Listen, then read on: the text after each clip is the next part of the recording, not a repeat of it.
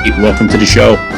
Hey, thank you so much. It's awesome to be here, man. Big fan. You got an awesome thing going. I appreciate it, brother. So what you're doing is a little unique, and I think that's why I like it so much. Why don't you kind of tell everybody how this all started for you? And before we go even further than that, I mean, I know you as Nate, but why don't you tell everybody who you are and the name of your organization?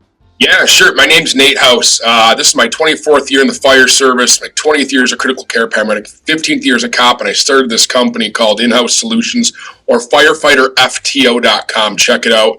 And we're just bringing some good quality mentorship training and field training officer stuff to the fire side of the house. Now, those that are watching right now or listening know that in the police world, in law enforcement community, FTO, which is Field Training Officer, it's a big deal. It's synonymous with new training. It happens right away. In most places, it starts even before you start your law enforcement community training. So why don't you talk to us about how it all started for you and how this theory came to the fire service?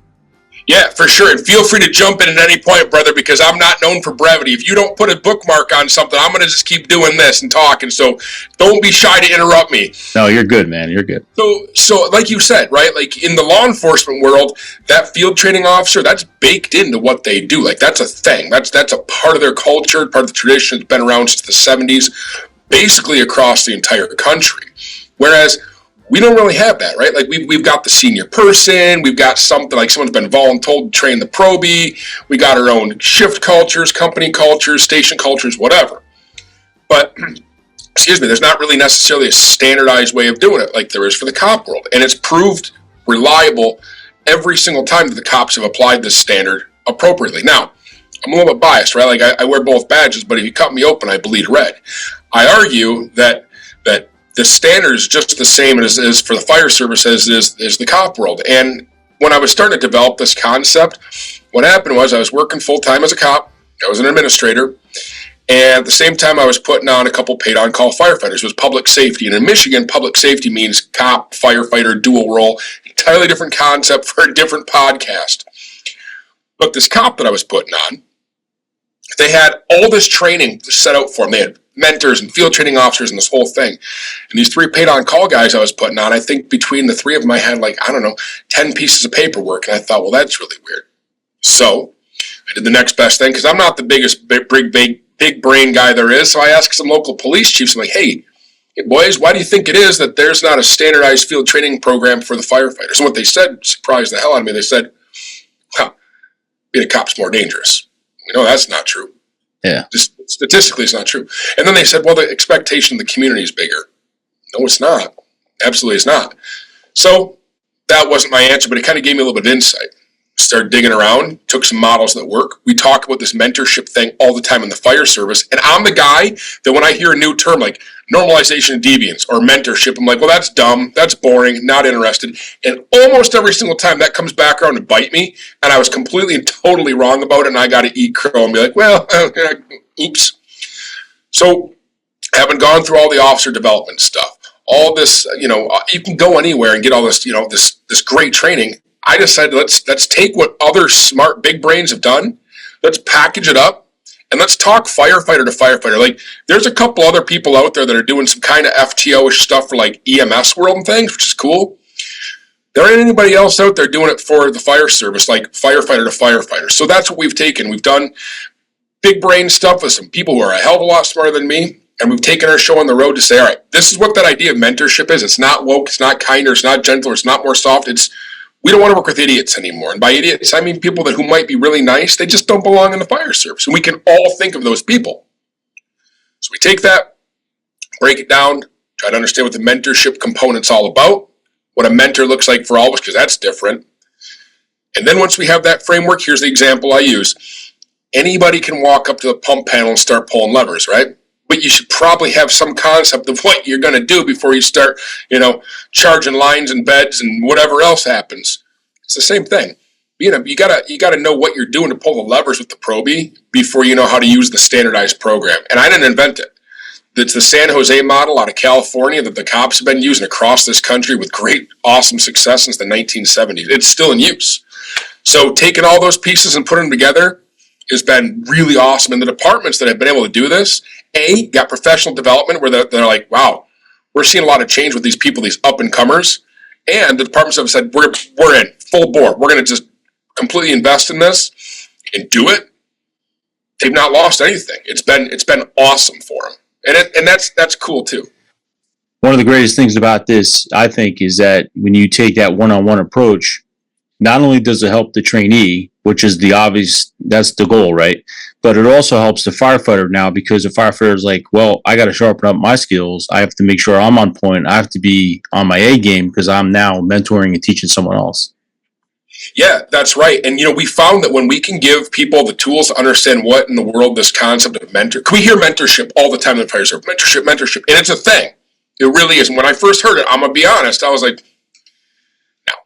And I go back to this example. It was like June of 2001. I'm a brand new, at that time, paid on call fireman.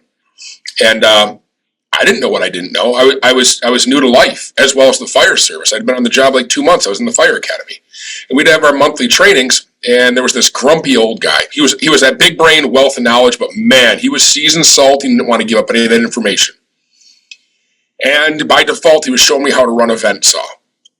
I grew up in the city, man. I didn't run chainsaws. I didn't know nothing about it. This is my first exposure to it.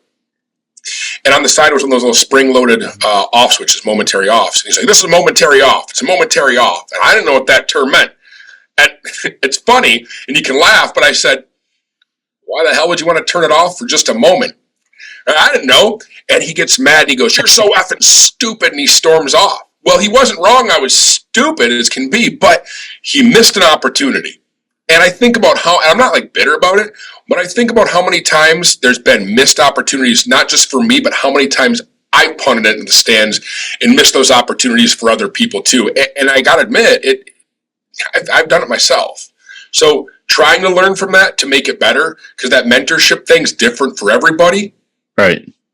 It's not necessarily one size fits all. We want to give you a toolbox. People are like, let me give you another example. Excuse me, I get these phone calls from across the country fairly regularly. We're starting to become more known and stuff, which is super cool. But I got this captain. He called me. I think he was out of North Carolina. Salty guy, heavy accent, no nonsense, clearly. And he's like, hey, question for you. I seen on your website through the TikTok thing there. He goes, checked you out. I'm just going to level with you. I teach officer classes. I've been a captain. I've been on the job for like 30 years. What are you going to teach me that I don't already know? Very valid question, right? Like, no firefighter wants to waste their time going to another person just, yapping, especially 3 days. Our training's 3 days. I feel the same way. So I said to him, like, all right,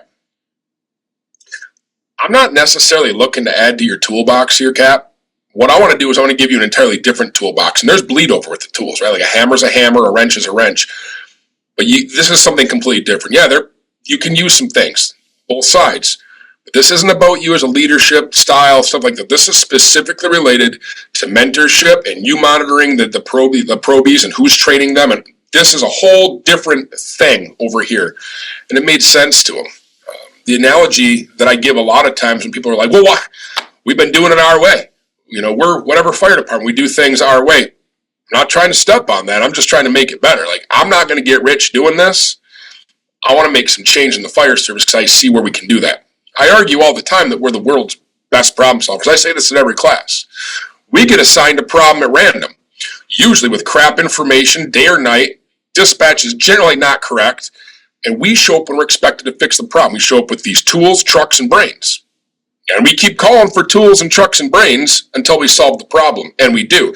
But like we were talking about before the podcast started, we also let ourselves get in the way of being ourselves because we hate change and we hate the way that things are. So we've demonstrated that we can solve literally any problem that gets thrown at us. We've also demonstrated that we don't want to fix a lot of problems that we create for ourselves. So I'm trying to bridge that gap and just speak real, because I can stand there and put on a hell of a 3-day class. But if I'm going to be honest, I've made a lot of critical mistakes, and I still do. So it's a balancing act. Being a guy that's still on the floor working, loves the job, but is also trying to teach this concept, because we're all susceptible to the human condition, no matter what. No one's better than anybody. So in your FTO program, is it designed for a one-on-one approach on all aspects, or because in the fire service, as you know, you might get 5 recruits at one time, you might get 4. So in those cases, is it designed to meet the expectations for all 4 of those people for one FTO, or how does that work? Yeah, so really good question. So pairing it off what the cop world does, I want to make sure I'm explaining this correctly. When you're trained to a certain standard, this is what an FTO should do. You and I are going to have different views on how we should train that probie, just based on our skill set, based on our life experiences, backgrounds, demographics, whatever. No two firefighters are built exactly the same. So taking it to a standard and saying, all right, this is the stuff you need to know to make you be the mentor that you are, like embrace the differences. Like you and I, we're going to do stuff differently, and that's a cool thing. But here's the standard to which you've been trained. Now, take that, apply that to 1, 2, 10, 20 different people. And while you're doing that, here's the framework of the program that we're going to follow. That's consistent, and that's a standard. But the nice part is, it doesn't matter if I'm training 1 probie or 30 probies, that standard not changing, everybody gets the same. But I got to know what levers to pull. And I'm going to need to pull some different levers and more levers with different probies and others. I might have to go up and just do one little tweak here. They might be just a natural born rock star. Another probie, they might have a lot of potential, and I might have to really work with them. So it's about maintaining the standard of the organization, but I got to have those tools within me to know what in God's name I'm doing. So one of the good things is, what I'm getting from you is that your program, you also have some templates, right? And you have some opportunities for agencies, let's say starting out, or agencies that already have their own program in place, but they're just missing the mark somewhere. Yep. What can you offer them? So I'm glad you brought that up, because what we find the reason this exists is because most of the fire service is missing the mark. Like they have some loose concepts and stuff, but they don't really have it. So for me, as a firefighter just wanting to make good positive change, one of my biggest fears is that they leave the class empty-handed, like, I don't know what to do now. So when they leave the class, part of what they're paying for is they get all the sample, like daily observation reports. They get a huge library of templated standard evaluation guidelines. That's what they're being evaluated on, and that's up to the department to choose what they want to evaluate them on. As a footnote to that, I can't tell each department what they need to know because I don't work there, and I don't want to be that guy that comes in and is like, you need to do this, because I don't know. Like, I got Dow Chemical Company down the road for me. I don't know the first thing about, advanced hazmat. I'm not going to go in and tell them what to do, but they went to the class, and I showed them how to take these things for them so they're not empty-handed. So nobody's leaving empty-handed. I got template performance improvement plans. I got template policies. A lot of it's boilerplate, and a lot of it needs to be cleaned up, but I can guarantee that whoever leaves that class ain't going to be walking out empty-handed. They're going to have more information than they know what to do with. What I like about this is, traditionally speaking, in the fire service, you come on and you get your formal training or standardized training at the fire academy, and then you get punted to the fire department, and then they get you and they go, all right, kid, follow me. I'm going to show you some things, right? And then you got the senior guy that's helping you. And then at some point they're like, yeah, he's good. We'll kick him loose, and then you go to your platoon, or you go to your squad, or you go to your side of the roof, or whatever. And then at that point, then you're kind of on your own, really. I mean, that's just traditionally how it is. So this is a real good opportunity for, like I said earlier, you get that one firefighter that is now the training officer or the person that's going to do the training. So instead of going to that person that necessarily doesn't want to do this, now you pick somebody who wants to do this, right? Yep. And this is a huge opportunity. Well, you hit on something too, right? So like I'm on shift 2. We didn't have them numbered at my place. I'm on shift 2. We say we're good to go. Before we had this program, and you see this all the time, what happens? They work with somebody from shift 1 or shift 3, and guess what? You got a loser. What's wrong with this guy? Because everybody's got some sort of different standard. My shift, unfortunately, we're really EMS heavy, and everybody just loves the EMS stuff. I don't know why, but they do. The other shifts, man, they're axe swingers. So there's a disconnect. But when you start to implement a standard for the department as a whole and say, look, I get it. You want to swing axes, you want to drill people's legs with IOs, fine, whatever, great. But here's the standard that everybody's going to play by, so that when you got somebody that's making it, or you need to help bring somebody up, because that's the whole mission we're going to talk about in a minute, I hope, is then we're all on the same page. It's this concept of shared governance. We're all working towards the same goal. By the same token, if somebody's not not making it, and that happens, right? Like some people, some people are made out for really small departments. Some are just do a great job, big busy places. We're all different. That way, when I'm like, hey, look, we've done all these different things in accordance with the program, you're not making it. It's a risk to the brothers and sisters on the floor in the community to put you out there. It doesn't become subjective. It's not personal. It has no feelings. It's based off standards that the departments have written and adopted. It's based off of the word of the trained FTOs. Yeah, I like to say it's not what you know, it's what you can prove. That's you probably remember that from the law enforcement days. It's not what I know, it's what I can prove, and that helps that. That's so that we're not stuck with the people in the fire service anymore that, man, they're great people, but they just don't belong on the job. We've given them every opportunity. Well, that's what I like about this. It's just it's a standard, right? Either you can do it or you can't do it. It's just that simple. And sometimes I think people lose sight of that because, such and such is great. He's a great guy. He's a really great guy. But can he do the job? And that's the difference, right? Yeah. It brings me back to that. It brings me back to that movie, Joe versus Volcano. I know we can get the job, but can he do the job? Can he do the job? I mean, he says it over and over again. It's so true, right? Can you do the job? And what you're providing is an opportunity for it to be black and white, right? There's no emotion in it. There's no bias in it. It's not because this person doesn't like that person or this person. I mean, it's right there. Either you can perform or you're not. And what I've found too sometimes is, like you said, let's say shift A, B, and C. All right. Well, they have a new person on C, and they say he sucks, right? So then that person goes to shift B, and shift B's like, this kid's doing great. I don't understand what the problem is here. Exactly. Absolutely. All the time. You see it at every firehouse across this country. Call, volunteer, full-time, it doesn't matter. Always. It's subjective. I'll tell you what, I just was somewhere, I'm not going to mention where, because that wouldn't be fair, but I was just with someone, and they had a firefighter, and they're like bragging about this firefighter on their squad, and they're like, oh, this is fantastic, great, so happy. And then later in the conversation, like, yeah, they were somewhere else and they weren't getting along at all, and they thought it was, they were doing a bad job as a firefighter, and then they went there saying, oh, well, this shift will fix it, right? This is going to fix the problem. This shift is definitely going to fix the problem. Thinking that their shift was going to get rid of this person, right? Because they weren't working out. And the actual opposite thing happened. They gelled and meshed, and the firefighter had an environment of learning and a positive environment of learning, and bam, now it's like rock star status. There you go. Well, and there's two parts to this. There's about a million parts to this, but the two that I want to hit on is, one, every badass firefighter legend that has ever been started somewhere on day one.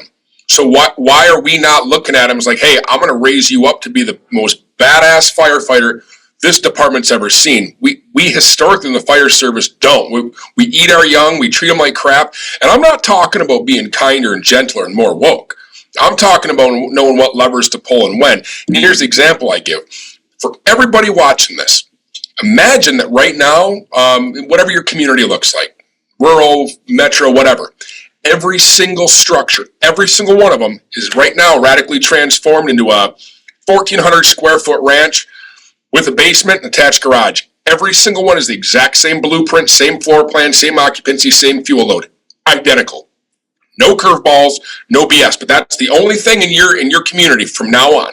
And the only calls you're going to go on, thank God, are reported structure fires, with the caveat that it doesn't matter where it's at in the structure.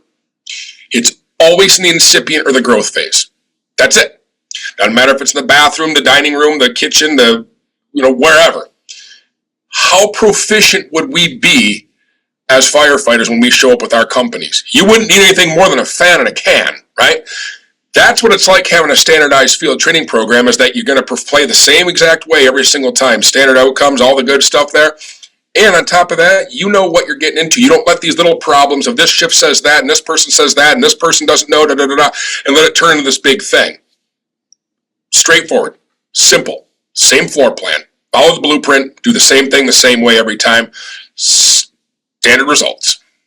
Standardized. I mean, that's just the bottom line, right? And that's what's great about it. What has been the most rewarding part of this for you personally? seen it work. It's funny. Don't get me wrong. As a firefighter, man, I love the job. I love the job. It has been an awesome run, and I wouldn't change it. Knowing what I know now, I'd have done some stuff different in my early years, for sure. Like we all probably would have, hindsight being 2020. Oh yeah. However, I think that we're at a place now where I feel like I'm actually able to give something back to the fire service, and I could get rich doing this. I'm not gonna, because I feel like if I start getting rich, then I start losing track of what we're all about, which is making change in the fire service, and seeing this actually start to work. And these departments call me and like, hey, listen, I have a department down West Michigan, big department. That's, hey, I'm going back down there in October to do another class. Like, we just made this, the union, everybody agreed that they have to have your class as one of the requirements in order to even promote and test up, which is a really big shot in the arm, because I'm not a big brain, man. Like, I'm just talking firefighter, taking all these really awesome concepts from other people who are way smarter than me. So that's the buy-in, bro. And if there's ever a pat on the back, or am I doing this right, or is this the right way to do this? I mean, that's it right there, right? So if it's part of a promotional process, you're doing something right.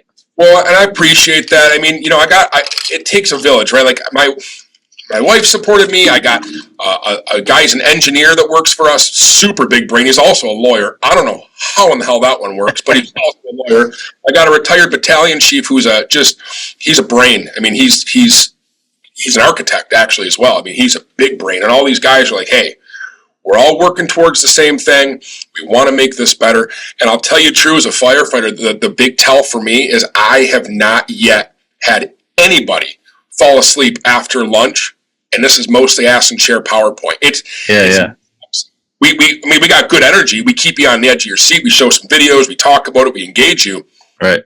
But you can't make this stuff sexy. And when people are putting down in their anonymous surveys, right? Most people just pencil whip it. Was this a good class? Psst, yes. Boom. Done. We want to get out of there. Last day of class.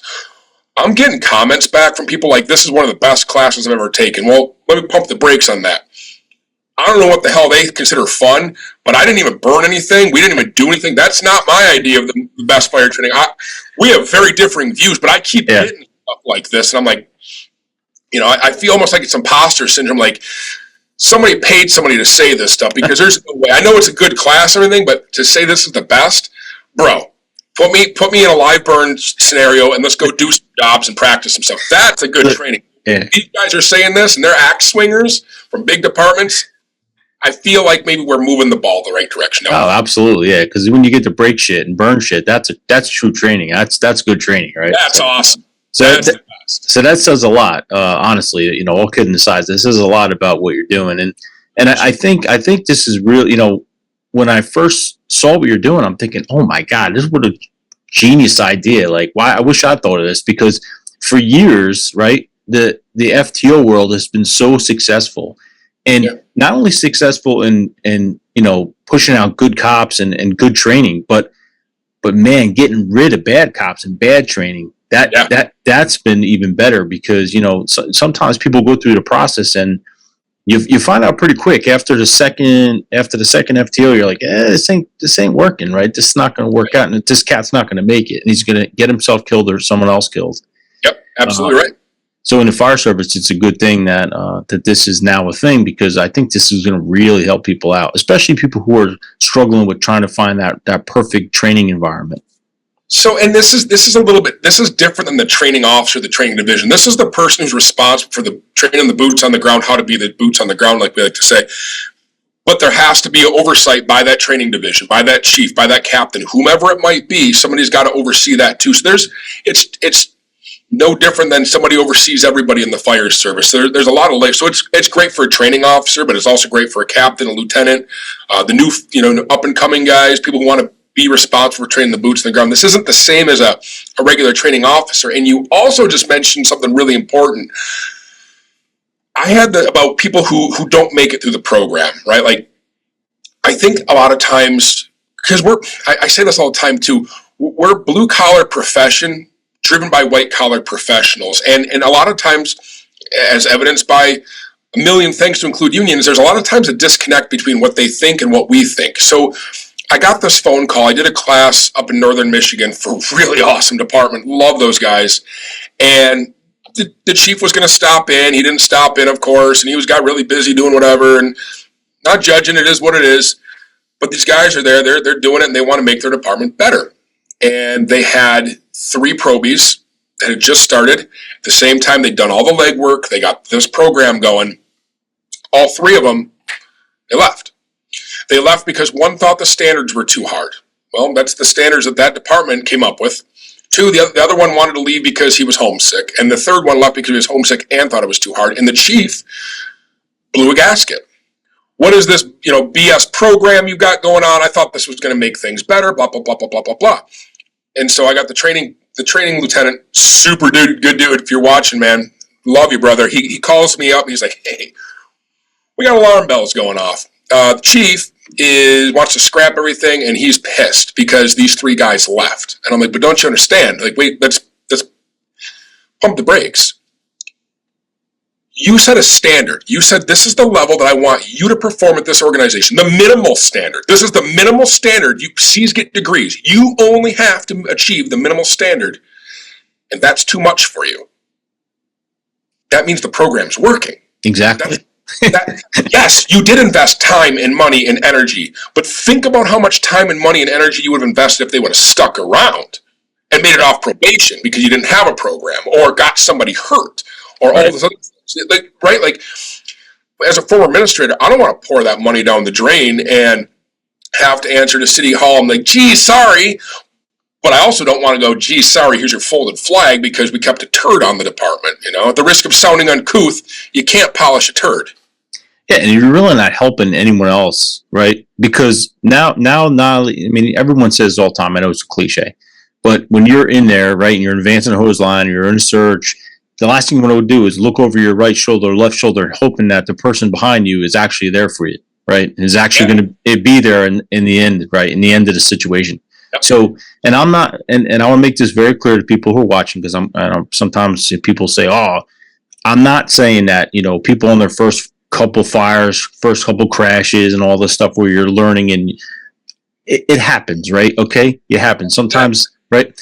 But early on whether someone is going to do this job or they're not. I mean, in a program that's standardized, right, is going to check all those boxes. That's just that simple. I think it's a great idea, man.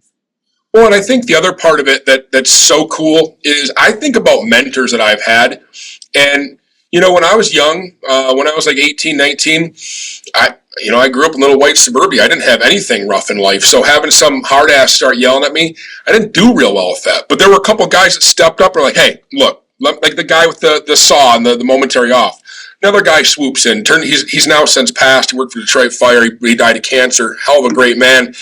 He was my mentor. He became a very good friend. He's like, look, you're an idiot, but let me explain to you how this works. You hold it down for a moment, right? Like he didn't come in and save the day, but he also made sure he didn't crash my ship into the rocks. He'd be like, hey, idiot, you're about to crash your ship into the rocks here. You might want to make a hard left turn here or whatever. And,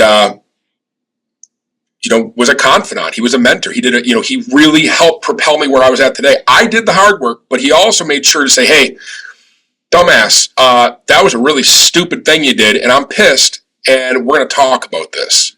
There was no breaks, but I knew that he had my best interest at heart. We fought like brothers. We went a year without talking. We made each other so mad at one point. Our wives had to get us back talking to one another. I wanted to kill him, he wanted to kill me. But I never one time had to guess that he had my best intentions at heart, and vice versa. That's being a mentor. He didn't cut standards. I sure as hell got no breaks from the guy. I actually probably had it rougher than most. But I never had to guess where I stood and that he wanted me to succeed.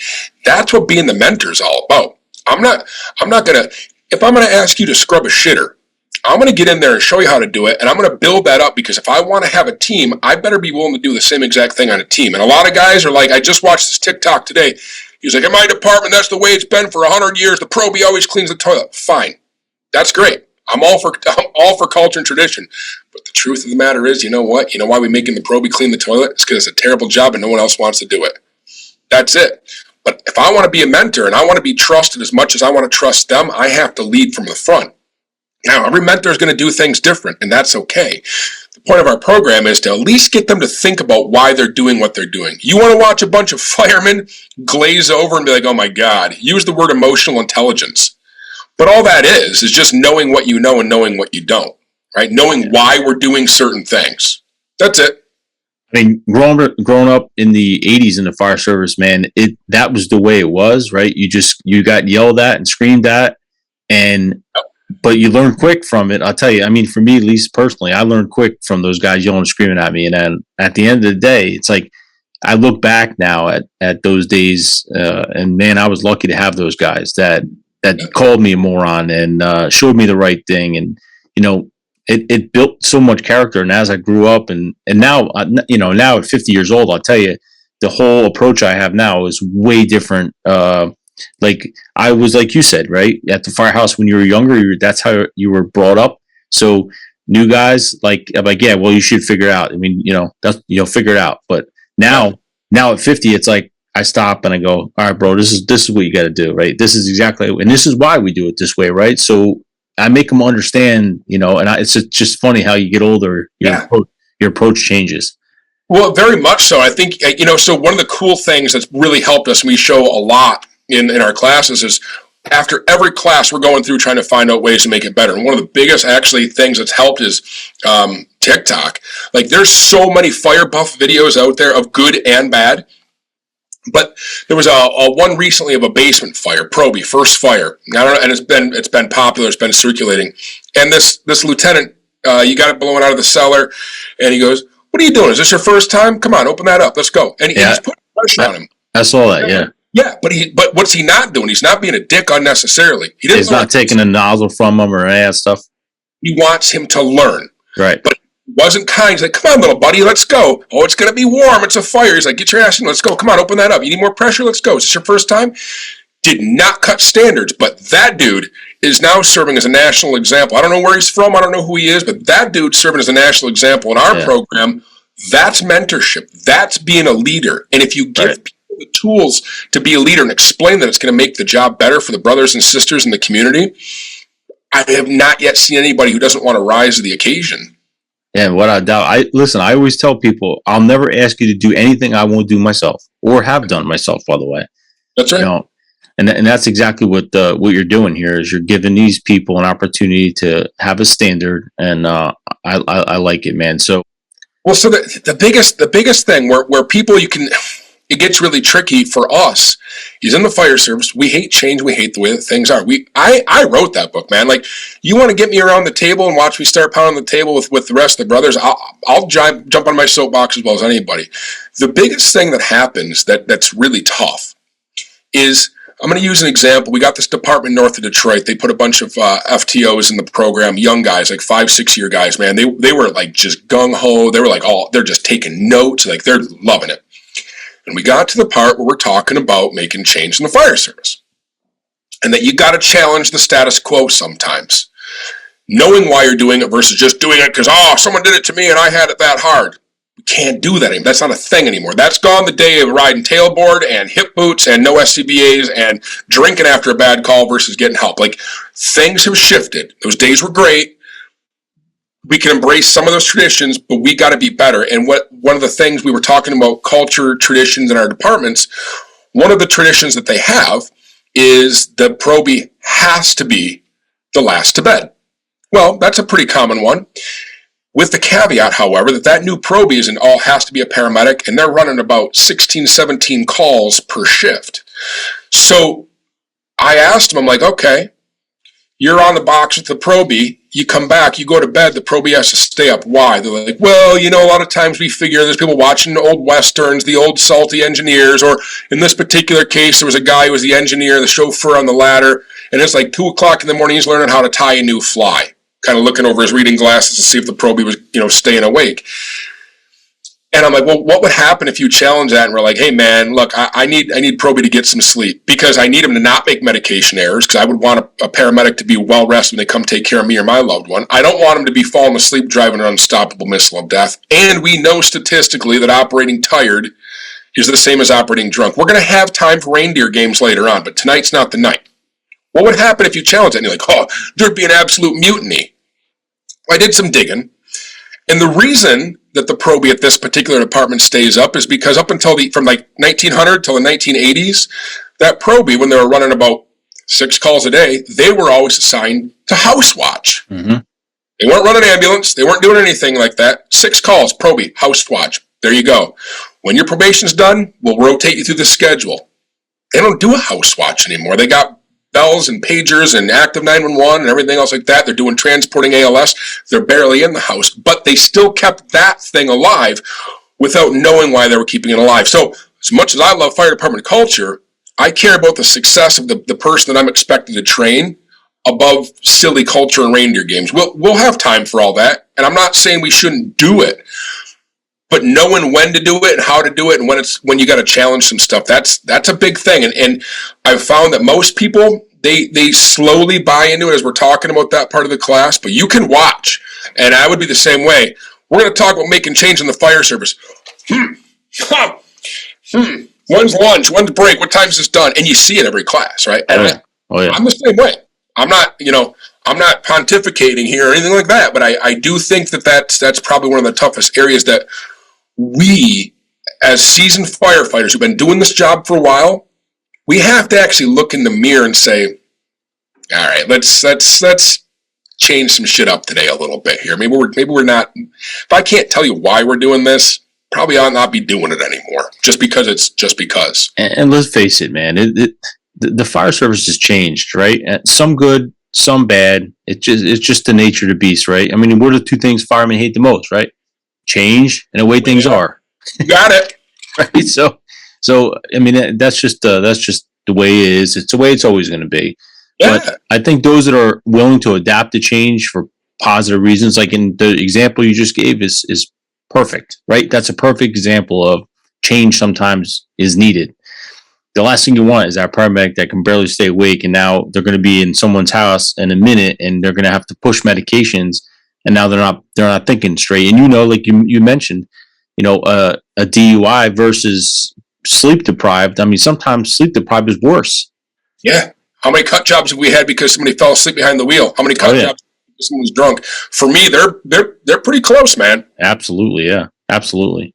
I mean, so we've demonstrated that we can solve these problems. We do it every day. We are the world's best, like I said at the beginning of this. But we also create a hell of a lot of these problems for ourselves too. And I want us to get better. I want us to do better than that. Like I said, I'm never going to get rich doing this, and I'm okay with that. But I do want us to start to swing that pendulum, shift that pendulum a little bit. And I think we are.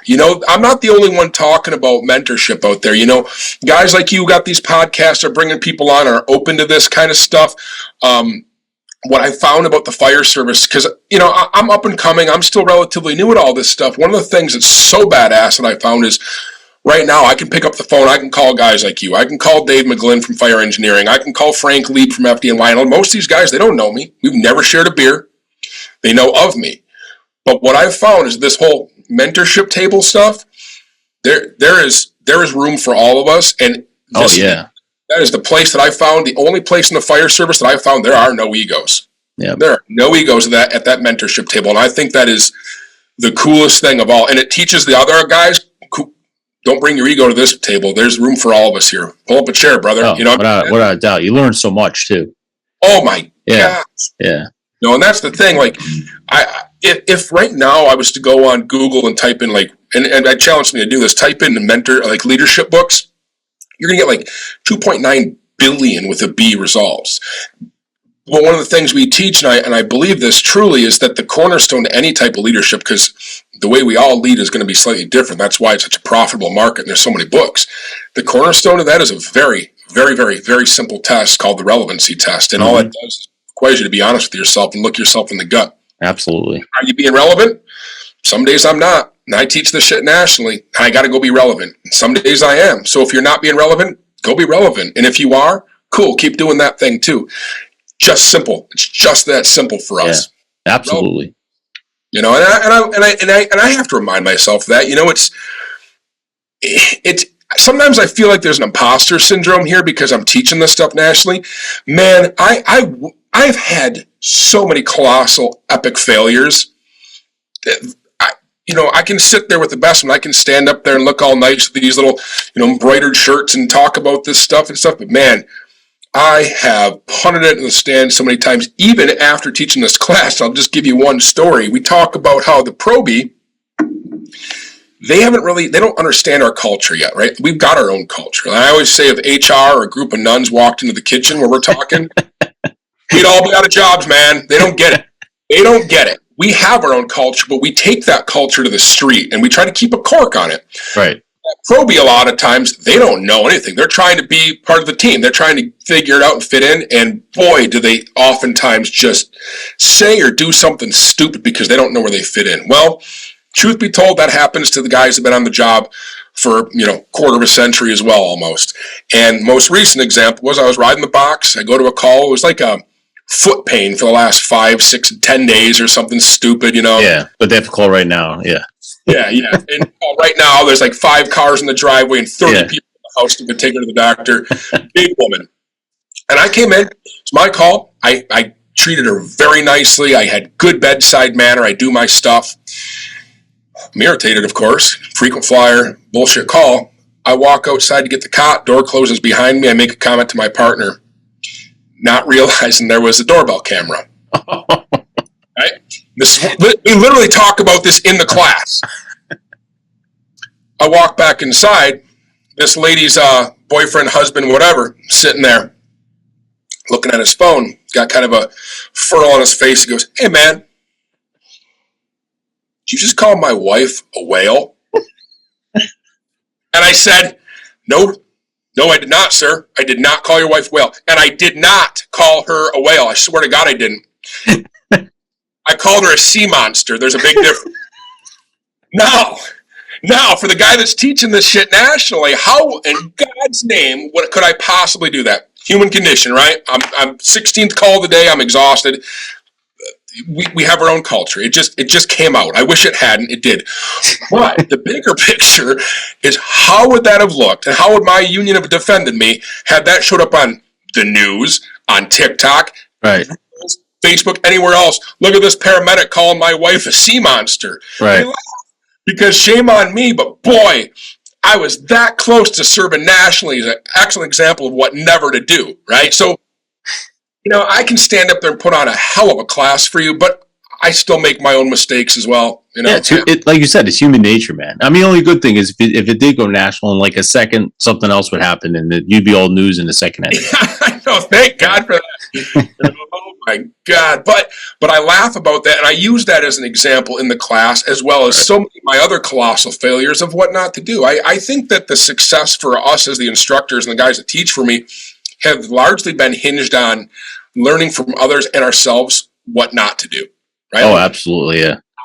And I say it honestly. I'm not gonna BS anybody as a firefighter because we can smell a snake oil salesman a mile away. Yeah. Things we're teaching, some much bigger, brighter, smarter people came up with those ideas. I did a good job packaging it into a nice package with a bow on it. It's plagiarism 101, right? It's my own words of things that they've come up with, which is fine and it works. But speaking firefighter to firefighter, that's been the biggest part, I think. That's where the buy-ins really come from. Oh, without a doubt, man. And, I always tell people, listen, there's no such thing as mistakes, right? They're just lessons. They're lessons learned, man. Sure. Yeah, so listen, bro, how does somebody find your program? Let me know, let them know. I want to know how do you find it? So in Michigan, we've been making our way across. Michigan's a little bit different. I can host classes whenever. I'm a state of Michigan fire instructor, blah, blah, blah, blah, blah. But if you go to firefighterfto.com, that gives you everything about what we do, who we are, what we teach, course syllabus. That's where the whole student resource section is for the new students who come out of class. It's got a library of everything you could possibly need. Check us out at firefighterfto.com. There's a chat button, an email button. Those go to all of our phones, which we found out go to all of our phones at FDIC this year at 2:00 in the morning when some guys wanted to start sending messages. They've got one coming. It's not been lost on me. You got one coming, boys. But goes directly to us. It's not a bot. It's not some big corporate. We're just a bunch of firefighters trying to make some change. So we shoot us an email, hit that little chat box, call us. The number on there, for crying out loud, goes right to my cell phone. I mean, it's, I get a lot of spam calls now, but good, bad, and different. I mean, I'm just trying to be there for the brothers and sisters. Well, listen, bro, I appreciate you coming on and explaining what you do. I think it's innovative. I think it's super smart, and I wish you all the best, man. I have a feeling I'm going to see even more of you as time goes on, and more success stories from this. But before I let you off the hook here, what advice would you give a brand new training officer in the fire department who's just been tasked with training? So you listen. Tomorrow, you come in, you're the training officer. I want you to develop good firefighters, use some of our traditions, some of our culture, but I want you to pump out new firefighters that are meeting our standards. What do you say? Two things. The very first thing that I would do is I wouldn't do anything right off the very bat. I wouldn't do anything. I would recognize you're in a new role and use that as an opportunity to sit back and look at the entire kingdom. Just sit back and watch. Take a lot of notes. One of the things I've done wrong is I'm in a new position. I first want to go and start making changes. Worst thing, don't do nothing. Don't touch anything. Sit on your hands. Just sit there. Take notes. That's it. Then don't be afraid to ask, right? Because like I said, the success of this program has largely been hinged on the feedback that we've gotten and other people who are a hell of a lot smarter than me. And there's always someone smarter than you in the room. Ask the group, hey, I'm going to put on some training. Where do you think we're falling short? What do you guys want to see? Here's my idea. When you get that buy-in and that shared governance, you see all the difference in the world. When you show up to a training that's been manufactured and canned and you're forced to go to versus, hey, I got a little bit of buy-in in this. You know what? We're going to do live burns day. We're going to do cuts. We're going to talk about this thing or that thing, or even a company inspection. What do you guys want to talk about? Where do you want to go? What do you want to do? Let people have that buy-in. That's how you build that team. That's great advice, but without a doubt, great advice, because too often that pencil starts going crazy, right, before you even know what the actual issues are or how to get off to a good start. For sure. And I wanted to say too, and I'm not blowing smoke here, man. I can't thank you enough for having me on. I can't thank you enough for giving me a microphone to get this out to everybody. And I want you to keep doing what you're doing too, man. I love listening to you in the car on the way to work and way home. You got an awesome thing going. Don't let off the gas either, brother. I mean, I appreciate it. Thank you very much, man. Yeah, it's sometimes it's a struggle with everyday life just gets in the way, work and all that. But I know it, man. I'm with you. I get it. Life happens, but no, I appreciate everything very much. And sincerely, if anybody wants to know more, here's the last part of that. You don't have to be a customer to call and ask me questions. If you already got a thing in place, I bleed red just like you, man. Pick up the phone, call me, email me, say, hey, I got this thing. What are your thoughts on this? It's on me. My last name's House, man. It's on the house. No pun intended. Nice. Very nice. Yeah, I'll help you out with whatever I can possibly help you out. And there's been a lot of people that have taken advantage of that, and I'm very okay with that. I will never, ever, ever, be put off because, well, you're not paying me. Don't care. Call me, ask me whatever I can do to help you out. I'm an open book, man. Well, listen, bro, don't be a stranger to the show, man. You're alumni now, so keep us posted on all your success and all your new change. For sure, man. I appreciate that. Yeah, we've been communicating for a while now, brother. I'll absolutely keep you posted. Hopefully we can cross paths and we can have a beer together one of these days. Without a doubt. I'll talk to you soon, bro. All right, bro. Thank you so much. You got it.